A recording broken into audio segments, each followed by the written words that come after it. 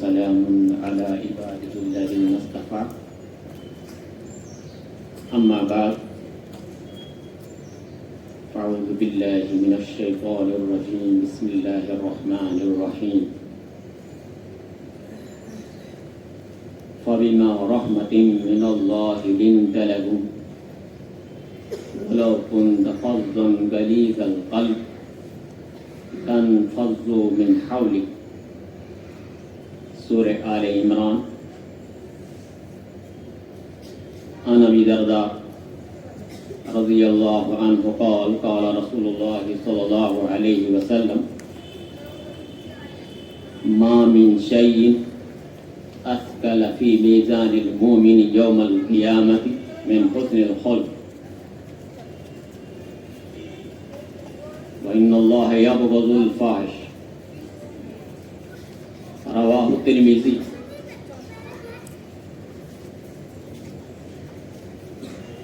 صدق اللہ العظیم.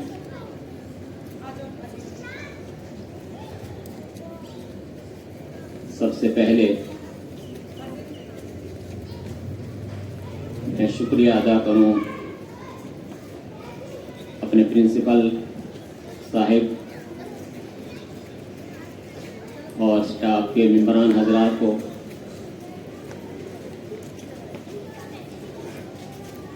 کہ جنہوں نے مجھے اس قابل سمجھا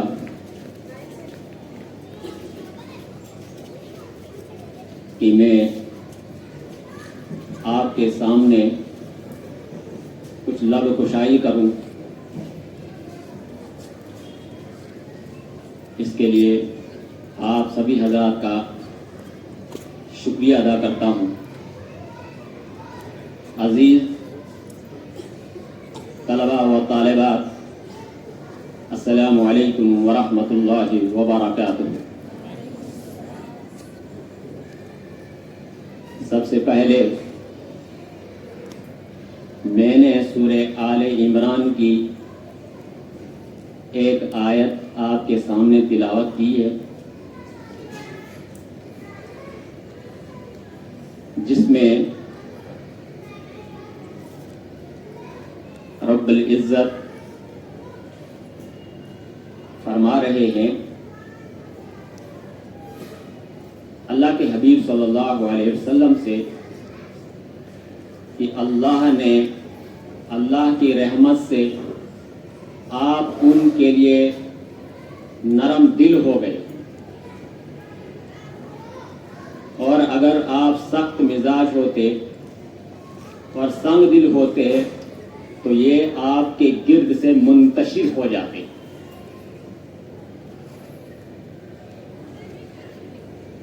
یہ ہے آیت کریمہ کا ترجمہ. دوسرے نمبر پر میں نے ترمذی شریف کی ایک حدیث میں نے یہاں پڑھی جس میں حضرت ابو درداء رضی اللہ تعالی عنہ روایت کرتے ہیں کہ آپ علیہ الصلوۃ والسلام نے فرمایا کہ روز قیامت کے دن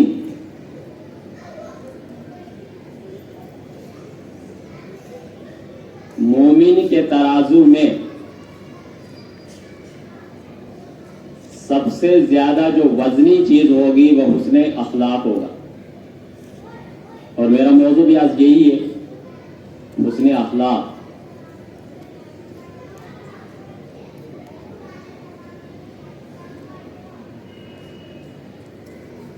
وَإِنَّ اللَّهَ يَبْغِضُ الْفَاحِشَ.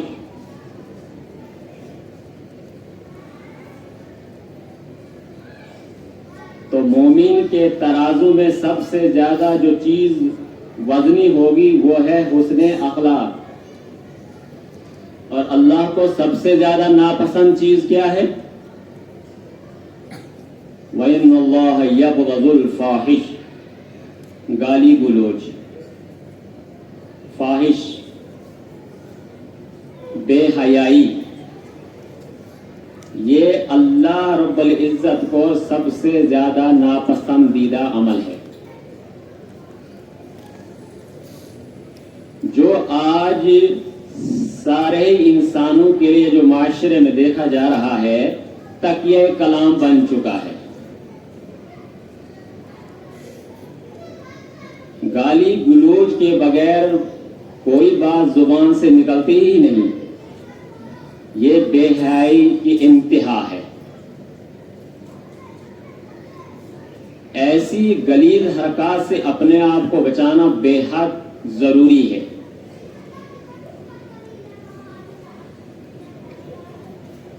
قرآن کریم پورا بھرا ہوا ہے آپ علیہ الصلوۃ والسلام کے اخلاق سے، اور پوری احادیث بے شمار احادیثیں ایسی ہے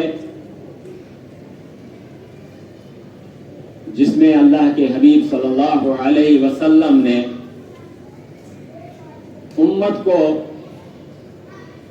بتایا ہے کہ حسن اخلاق کیا چیز ہوتی ہے.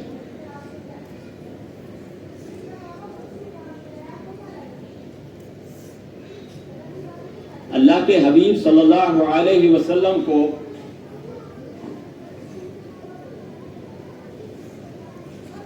جب حکم ہوتا ہے کہ آپ اللہ کے بندوں کو اللہ کی طرح بلائیے، آپ اللہ کے بندوں کو اللہ کی طرف بلائیے، تو آپ علیہ الصلوۃ والسلام کا کام یہ ہے، آپ علیہ السلام کا مشن، آپ اس کام کو کرتے رہے، لیکن اس کام کے بدلے میں آپ کو کیا مل رہا ہے؟ کوئی تو آپ کو گالیاں مار رہا ہے، کوئی آپ کو تھوک رہا ہے، کوئی آپ کو گھر سے نکالا جا رہا ہے. لیکن آپ علیہ الصلوۃ والسلام نے کبھی بھی بدلہ لینے کے لیے سوچا نہیں کہ انہوں نے تو مجھ پر بہت زیادہ ظلم کیا ہے کہ میں ان سے بدلہ لے لوں. یہ درس تو ہم کو ملا ہی نہیں بدلہ لینے کا، یہ سبق ہم کو نہیں ملا ہے، یہ پتہ نہیں ہم نے کہاں سے لے لیا. کہ جو تعلیم ہمیں تہذیب اور ڈسپلن نہ سکھائے تو وہ تعلیم ہی کہاں رہی. وہ تعلیم نہیں ہے، وہ جہالت ہے. تو تعلیم ہمیں یہ سکھاتی ہے کہ ہم نے کس کے ساتھ کیا سلوک کرنا ہے، ہم نے کس کے ساتھ کیسے بات کرنی ہے. تو اللہ کے حبیب علیہ الصلوۃ والسلام نے ہمیں سکھایا ہے. آپ علیہ السلام اس مشن کو لے کر طائف تشریف لے جاتے ہیں. جب وہاں کے سرداران سے آپ نے بات کرنا چاہی، ان کو سمجھانا چاہا، لیکن ان کو یہ بات سمجھ میں نہیں آئی کہ جو آپ علیہ السلام نے ان کو دعوت دی، ان کو سمجھایا، ان کو یہ بات سمجھ میں نہیں آئی. بلکہ کیا کیا، آپ علیہ السلام کو اپنے شہر سے باہر نکال دیا اور پیچھے سے آوارہ لڑکوں کو، بیہودہ لڑکوں کو آپ صلی اللہ علیہ وسلم کے پیچھے لگا کر، اور وہ آپ علیہ الصلوۃ والسلام کو پتھر مار رہے ہیں، گالیاں مار رہے ہیں، تالیاں پیٹ رہے ہیں، یہاں تک کہ آپ علیہ الصلوۃ والسلام کو لولہان کر دیا. لیکن پھر بھی آپ علیہ الصلوۃ والسلام کے دل میں یہ بات نہیں آئی کہ ان سے بدلہ لیا جائے. فرشتے حاضر حکمت ہوتے ہیں کہ یہ اللہ کے حبیب صلی اللہ علیہ وسلم ہم اللہ کی طرف سے آئے ہیں، آپ ہمیں حکم دیجئے، ان طائف والوں کو ہم جو ہے نا پہاڑوں کے درمیان کچل دیں گے، ختم کر دیں گے. لیکن آپ علیہ الصلوۃ والسلام کا یہ درس کیا ہے کہ آپ علیہ السلام نے فرمایا کہ نہیں میں اس کے لیے تھوڑا ہی آیا ہوں کہ میں ان سے بدلہ لے لوں. کوئی بات نہیں، اگر انہوں نے میری بات نہیں مانی کوئی بات نہیں ہے، ان کی نسلوں میں ایسے نکلیں گے جو اللہ کے دین کو لے کر پوری دنیا میں چلیں گے، جو اللہ کی بات کو لے کر چلیں گے، اللہ کی بات کو مانیں گے، اوپر والے کی عبادت کریں گے، خدمت کریں گے، حق بات کہیں گے، حق بات سنیں گے. تو آپ علیہ الصلوۃ والسلام نے کبھی بھی بدلہ نہیں لیا. سمجھ آ رہی ہے بات میں کیا کہنا چاہ رہا ہوں؟ بات کو سمجھنے کی کوشش کریں. آج ہمیں تھوڑی سی بھی کہیں بھول چوک ہو جاتی ہے کسی کو آپس میں، ہمسائے میں، پڑوس میں، سکول کے اندر، باہر، تو فوراً ہم جو ہے نا ایک دوسرے سے انتقام لینے کے لیے پلاننگ بناتے ہیں کہ اب کیسے نمٹا جائے، اس کے ساتھ کیسے بدلہ لیا جائے. پتہ نہیں کہاں سے لیا، کہاں سے سیکھ لیا ہمیں بدلہ لینا. تو کون ہم سے قریب ہوگا، کون آپ کی بات سنے گا، کون آپ سے محبت کرے گا، کون آپ سے دل سے چاہے گا؟ سارے تو آپ سے دور بھاگیں گے. یہ قرآن کریم کا درس نہیں ہے، یہ دین اسلام کا درس نہیں ہے، سبق نہیں ہے. یہ لوگ آپ سے قریب ہو جائیں تو اس کے لیے آپ کے اخلاق ہونے چاہیے. وہ کون سی اخلاق ہے؟ جو اخلاق ہم کو ہمارے پیارے نبی علیہ الصلوۃ والسلام نے ہم کو دیے.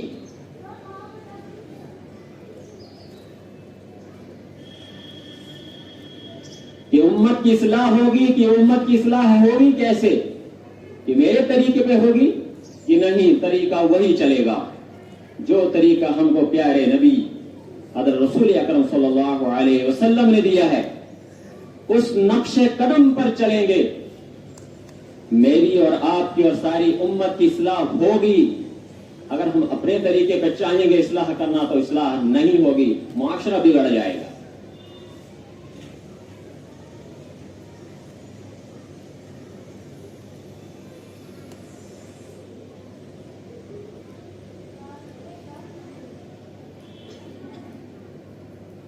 اللہ کے حبیب صلی اللہ علیہ وسلم گھر سے نکلتے، نماز کے لیے نکلتے،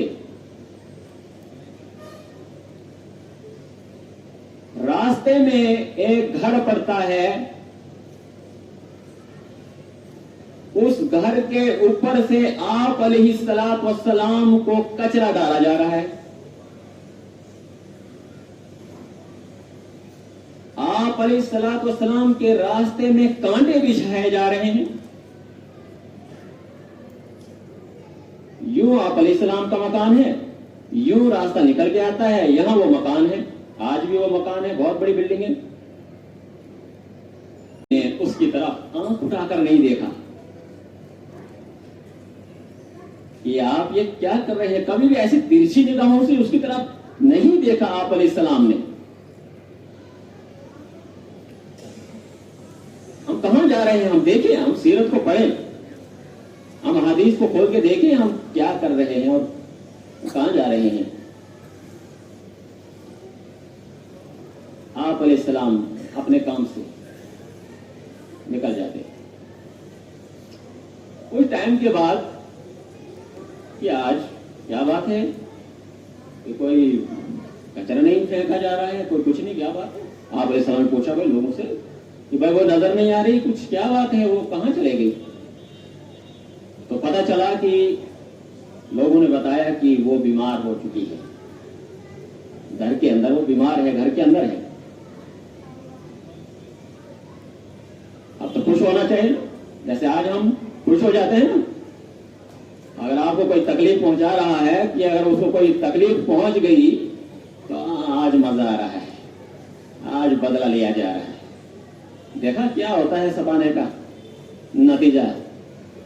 اللہ نے گرفت کر لی. تو اللہ کے حبیب صلی اللہ علیہ وسلم نے اپنے صحابہ کو اٹھایا, چلو جی آج ہم ام جمیل کے گھر جاتے ہیں. دروازہ کھٹکھٹایا, اندر بیٹی اور ماں اکیلی ہے, کوئی پڑوسی دوا پرسی کرنے کے لیے تیار نہیں ہے, بیمار پرسی کرنے کے لیے تیار نہیں ہے. بیمار پرسی کرنے کے لیے کون جا رہا ہے؟ جس کو ستایا جا رہا ہے, جس کے ساتھ نفرت کی جا رہی ہے, وہ ہے جناب پروفیٹ محمد صلی اللہ علیہ وسلم.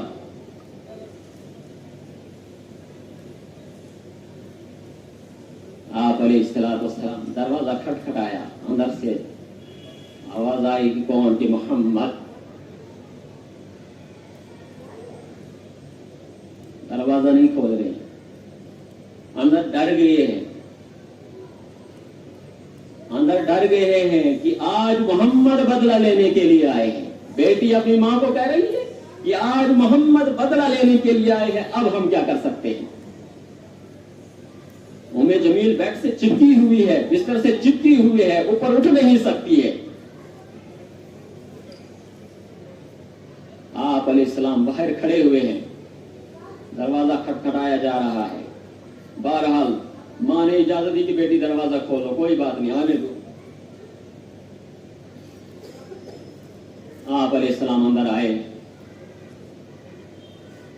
کہا کہ ام جمیل کیا بات ہے؟ ہم اس لیے نہیں آئے ہیں کہ ہم تیرا بدلہ لے لیں, ہم بدلہ لینے کے لیے دنیا میں آئے ہی نہیں ہیں, ہم انتقام کے لیے آئے ہی نہیں ہیں, ہم تو اس سے انتقام لے لیں, یہ بات نہیں ہے. ہم تو بیمار پرسی کرنے کے لیے آئے ہیں. ہم کس کے لیے آئے ہیں؟ ہم آپ کی بیمار پرسی کرنے کے لیے آئے ہیں, ہم آپ کو دیکھنے کے لیے آئے ہیں. محمد کیا یہ بات ہے؟ کہ ہاں بالکل یہی بات ہے. آپ دیکھو ام جمیل کے سامنے کیا آیا ہے, کیا بات آئی ہے, کس نے اس کے دل کو موم کر دیا ہے, کس نے اس کے دل کو نام کر دیا ہے. وہ میرے نبی کا اخلاق سامنے آ گیا. اور ام جمیل کہتی ہے کہ محمد اگر یہ بات ہے تو مجھے پڑھائیے, کلمہ پڑھائیے مجھے, اشہد ان لا الہ الا اللہ واشہد ان محمد عبدہ ورسولہ, اور ایمان کے دامن میں داخل ہو جاتی ہے. کوئی تلوار چلانے کی ضرورت نہیں پڑی,